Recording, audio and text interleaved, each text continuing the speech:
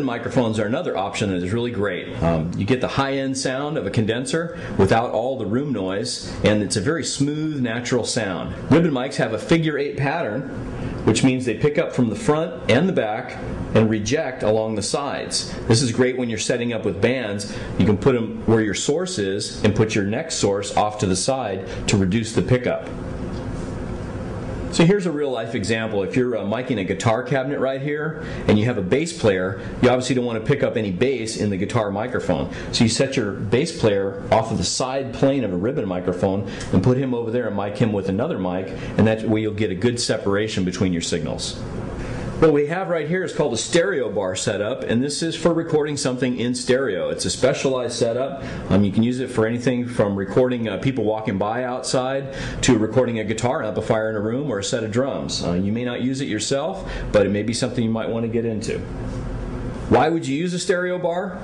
If you set this right in front of a set of drums and have the guy play, when you hear the playback, it's going to sound like you're right in the room listening to a set of drums, as opposed to just a microphone off somewhere. The two mics will give you a true stereo picture of the sound. And I know this one looks like it's in a little bird cage up here or something. These are called shock mounts, and most of your condenser and ribbon microphones will have a shock mount to protect the capsule. You notice that they can move around in there. And also what this does is it reduces a lot of the noise in the studio when you're making noise walking around. Any type of room noise is isolated with the shock mount. These ribbons are made by Cascade, which is a relatively new company, and they offer some great microphones at a really good value. This is the Cascade Fathead 2. It runs about $179. This is the Cascade DR2, which is a dual ribbon. It picks up from both sides equally well, and this one runs about $259. All these ribbons come with the shock mount. Another great ribbon for you starting out is made by Nady. It's called the Nady RSM2, and you can find them for around $179. So let's have a little chat about microphones. Okay, there's so many different ones. I've even showed you a wide selection here. How do you choose the right one? What do you do with them? Well, basically, think of yourself as an artist, and every microphone is a color on your palette. Okay, you use this microphone and record everything, and everything's going to come out gray. If you use this microphone and record everything, it's all going to come out red. So you want to use different microphones for different sources to get a different tonal texture. A ribbon microphone is going to give you a softer sound and a more natural sound. A dynamic microphone is going to give you a hard sound.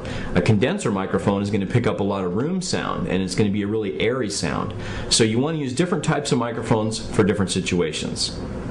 Dynamic microphone, we talked about the hard sound. Give you an example. On the 2004 Rolling Stones tour, Charlie Watts used one of these on his toms, on his drums. It just gives you that punchy, strong sound that you're going to want on drums. Condenser mics, we talked about that they pick up a lot more room sound. When would that be desirable? Well, if you're an acoustic performer and you're playing acoustic guitar and you want a little bit of the room ambience in there, you'd want to use a condenser microphone to get that. Also, for vocals, the condenser is going to give you a really high top-end sweetness that you wouldn't get with a dynamic microphone. Then your ribbon microphones offer a really natural sound that is really intimate, and they're very, very good on acoustic instruments and string instruments like cellos or violins. I don't know if you're recording any of those. They're also good on acoustic guitars and any type of percussion. Hand percussion like shakers, tambourines, those type of things. Ribbon mics give you an excellent natural sound. For my money, if you're on a budget, I think the best place to start is the Sennheiser E609. It's great on snare drums, vocals, guitar cabinets, wide range of uses, very durable mic, and again, only about $109. Now remember, these are going to be your first microphones. You'll keep them for a long time, so you want to buy something that's decent quality, but don't worry about getting the most expensive thing. You'll be buying more microphones later. Just get something right now that's going to get you a good sound at a reasonable price. And as you add more microphones down the road, you're going to get a wider sonic palette of different colors. So just take it easy and go slow and buy the good mics first. Most people will progress from a dynamic mic to a condenser mic because it's just the next logical step. And you will still use your dynamic mics on a lot of sources, but when you're ready to move up to a really good vocal mic or a really good mic for acoustic guitars, then you want to get a condenser. For the money, the Rode NT1A at $199 is an excellent mic. You will use this for probably the rest of your recording career. This is for all you bass players out there. This is a Shure Beta 52, which was designed for kick drum. It's also excellent on miking bass cabinets. It runs about $189, and it's a good vocal mic too, so you'll find a lot of uses for this mic. Keep this one in mind.